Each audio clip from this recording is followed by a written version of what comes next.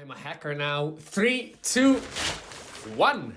Hello, everybody, and welcome to episode 67 of the Shower Podcast, the podcast where I'm in my shower and you do you. I'm your host, Chip, and I am officially a hacker. I've been certified to be one. And it's for two main reasons. The first one is that I fortunately and happily and enthusiastically completed my certification. I had the exam this morning. It was not a pleasant experience, but at the end of that exam, there was a congratulations, you have passed. Amazing. I'll tell you more about it. The second thing is that I'm not a hacker for that point of view. I mean, I'm the opposite of it. Let's say that I can understand a bit better now what one can do, but it's definitely not my realm, even though I've chosen an outfit that could fit into that persona. But the problem is another. What I hacked was my way to get this exam. The way that I hacked my perception and my validation system given the result that I had. Let me explain.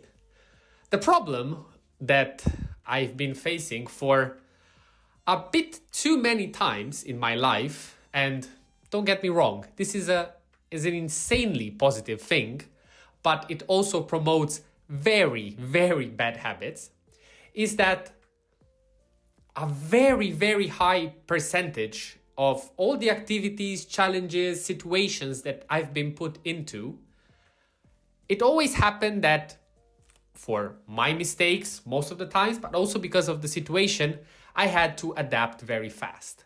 And I had to find a solution that could bring me to the finish line in the time or with the results that I needed. And I've always, I mentioned it since episode 1, I think, the moment that something is on the line and it's really my last chance. It's not if you do it, it's nice, you'll be more free, you can do more things. No, it has to be, you either do it or you are a complete failure. Now, not to a personal level, but yeah, you failed and you have to try. And most importantly, the act of trying, again, will have consequences. So given that I'm not fully responsible and I actually care, when the situation is something that interests me, I try to find a way.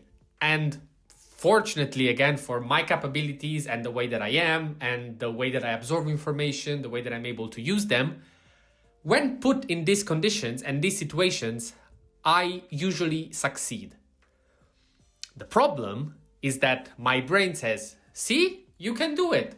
Why would you even bother to study the proper way, to be able to understand it better, to reduce to the minimum the possibility of you failing, when you can give 20% or even less of the effort required to do this thing and see, you make it.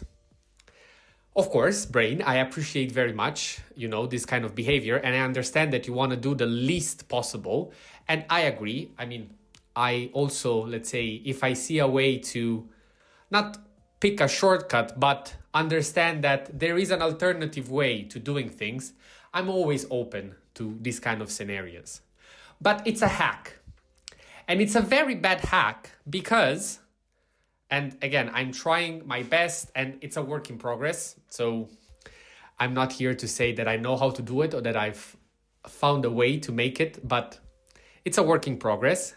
There will be a day, there will be a process where my lack of work will not be enough, where all these experiences that I've built, all these successes that I've gathered will not be enough. And this is a problem because it is completely avoidable by, starting to bring this kind of habit and starting to get used to that kind of training on the less important activities, like this exam, in the sense that when I booked it and when I planned for it, I was actually very dedicated to, tailor my studying and my revision onto a very long period, doing it bit by bit, and always improving and improving my knowledge. Life happened, they got me away from that plan, and at the end, I ended up in the usual situation. I think this is very relatable because this is, let's say, the thing that happens to anybody that has a negative trait that somehow, magically, it always appears in front of you.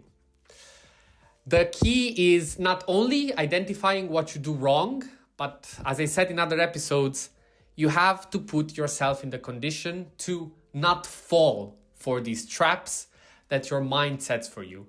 You have to reject your hacking mind. You have to reject your instinct and say, no, I know I can do better and I need to put myself in a better condition so that this doesn't happen.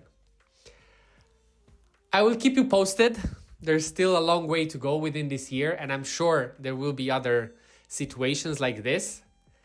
I'm super happy that I made it, and of course, all of this stems from the fact that these scenarios are positive for me.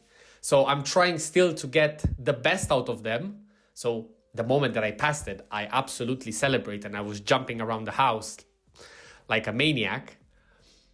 But it's also good to reflect, after you celebrate and you're happy and you are super proud of yourself that you made it. Because again, it's not like there was a deadline, I did nothing and I passed and I'm like, let's go, I'm lucky. No, I still put in the work. It's just that I know I could have put more work to reduce that percentage of failure. Because as I said in the previous episode, I am not so affected by the emotional aspect of it. But my preparation needs a step up. Slowly, we'll get there.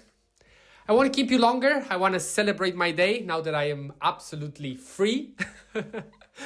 Let me know in the comments how and if you struggle with this kind of situations. Always curious to hear more.